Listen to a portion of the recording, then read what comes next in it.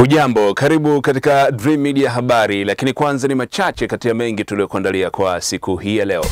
Mabalozi wa usalama barabarani mkoa wa Mbeya wameiomba serikali kumsimamia mkandarasi anayetekeleza mradi wa barabara za njia 4 kukamilisha kwa wakati uliopangwa.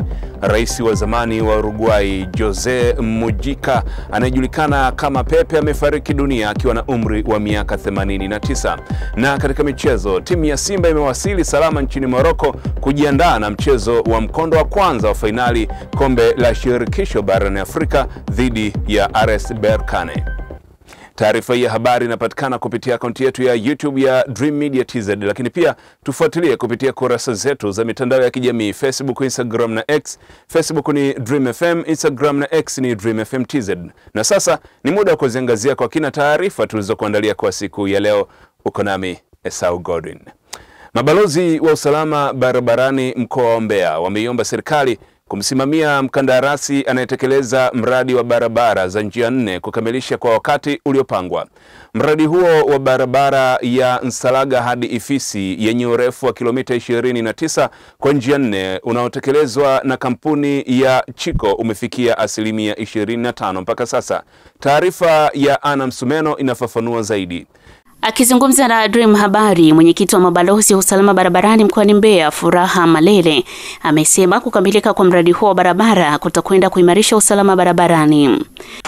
Sasa hapo mimi napenda kutoa rai sasa kwa serikali. Serikali yetu ni sikivu sana, lakini pia ni serikali ambayo inafanya vitu ambavyo vinaonekana kabisa.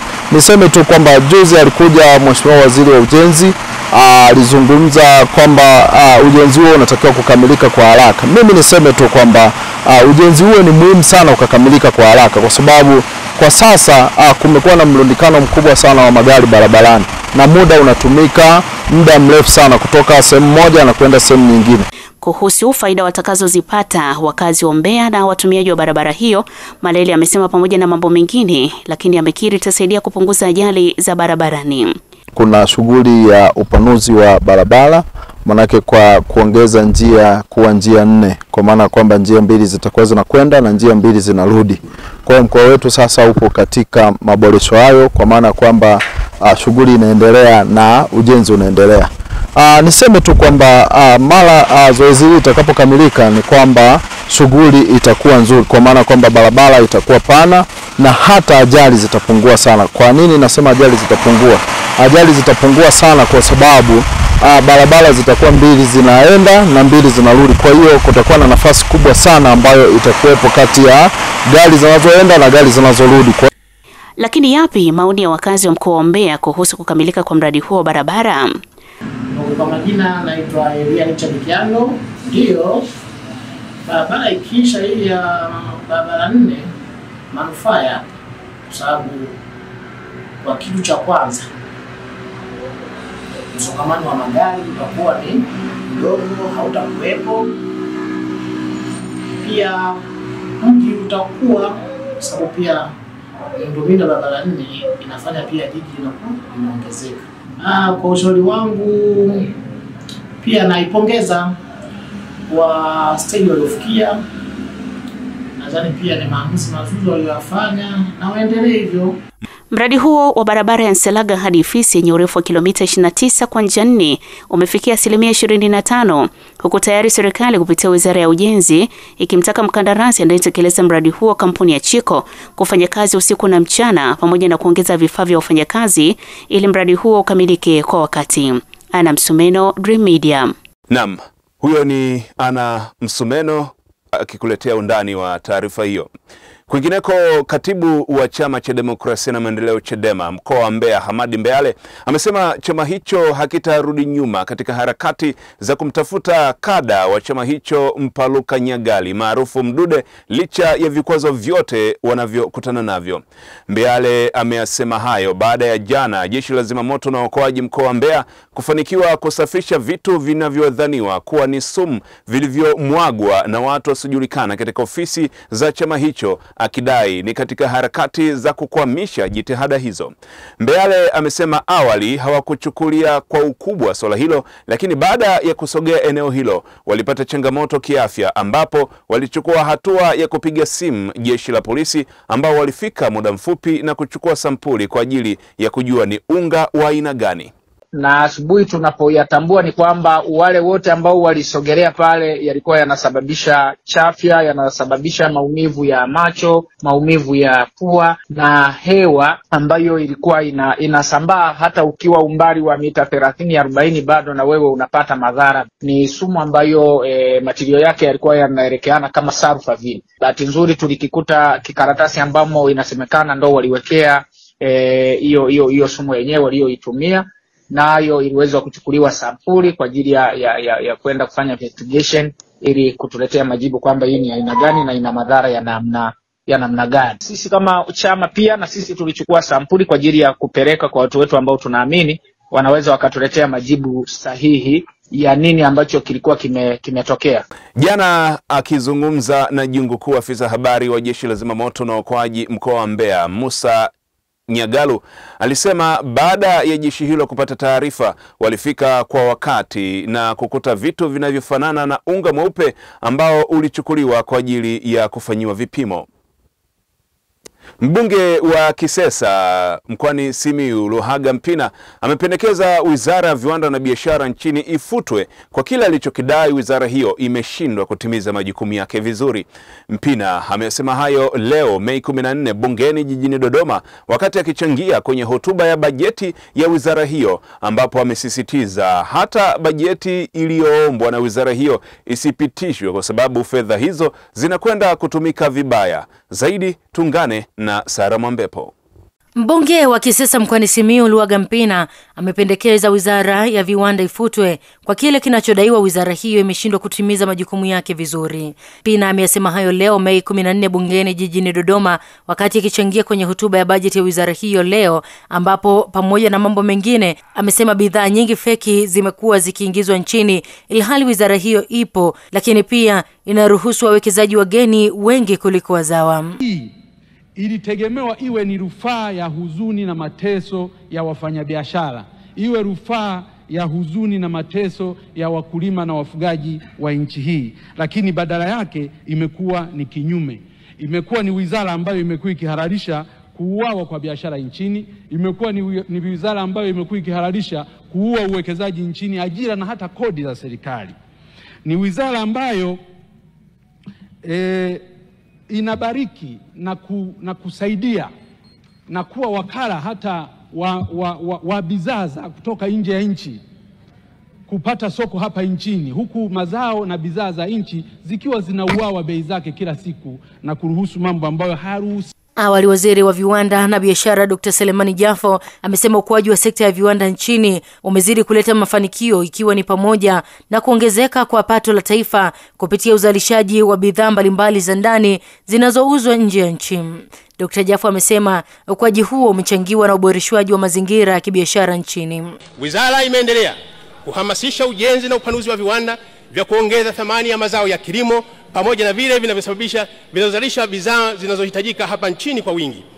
Mheshimiwa Spika, bidhaa hizo ikiwepo ni saruji, mbolea, huduma za kuunganisha magari, sukari, mabati, vioo, kwa lengo la kuhakikisha upatikanaji wake, uzalishaji wa ajira, kukuza mazao ya nje na ndani ya nchi. Mheshimiwa Spika, kupitia jitihada hizo, mchango wa sekta ya viwanda pamoja na biashara kwa pamoja, ukuaji wake umeendelea kuimarika hapa nchini.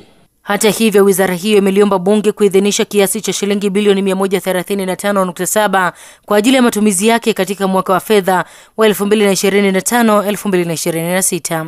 Sara Mwambepo, Dream Media. Na mtazamaji, huyo ni Sara Mwambepo aliyekuletea undani wa taarifa hiyo.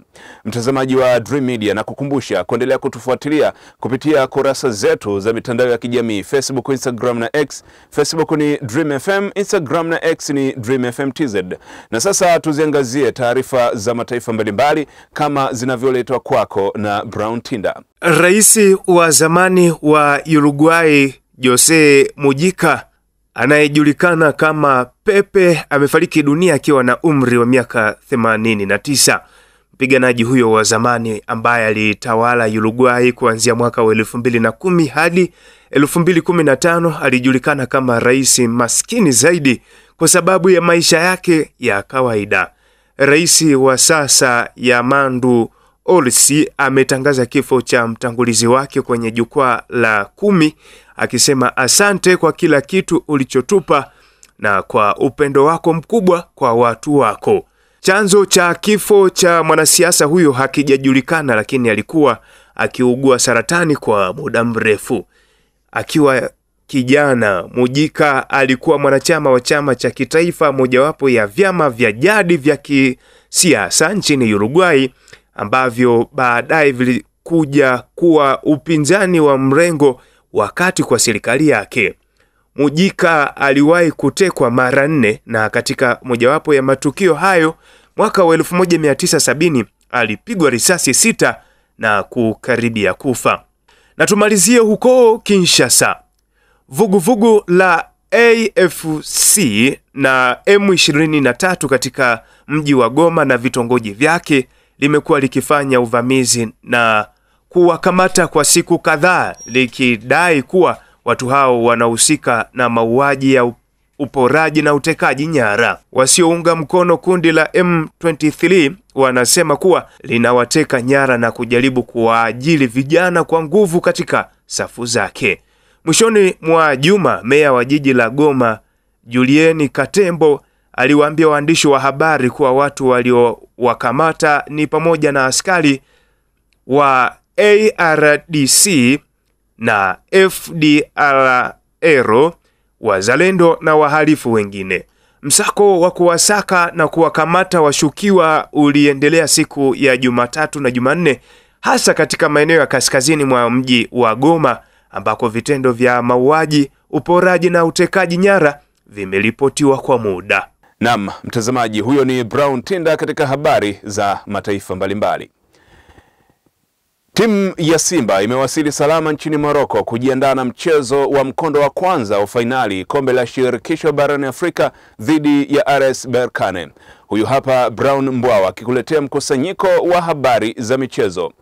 Katika habari za michezo ni kwamba mnyama Simba leo hii ametua salama kabisa katika jiji la Casablanca nchini Morocco, ikiwa ni kwa ajili ya kujiandaa na mchezo wa kombe la shirikisho barani Afrika hatua ya fainali ya kwanza itakayopigwa Jumamosi ya Mei 17 majira saa 4 kamili za usiku katika uwanja wa Stade Municipal de Berkane. Na katika habari za kimataifa ni kwamba leo ni usiku wa fainali ya Coppa Italia. Jumatano hii katika dimba la Stadio Olimpico jijini Roma itapigwa fainali ya Coppa Italia kati ya AC Milani ambao watacheza dhidi ya Bologna. Nikukumbushe tu kwamba AC Milani wamefika katika hatua hii baada ya kuwatoa mahasimu wao Inter Milani kwenye hatua ya nusu fainali, huku Bologna yeye akiwatupa nje Empoli. Na Ijumaa iliyopita ya Mei 9 ni kwamba timu hizi zilikutana kwenye Serie A na AC Milani aliweza kuibuka na ushindi wa magoli 3-1. Je, leo dakika 90 zitaamua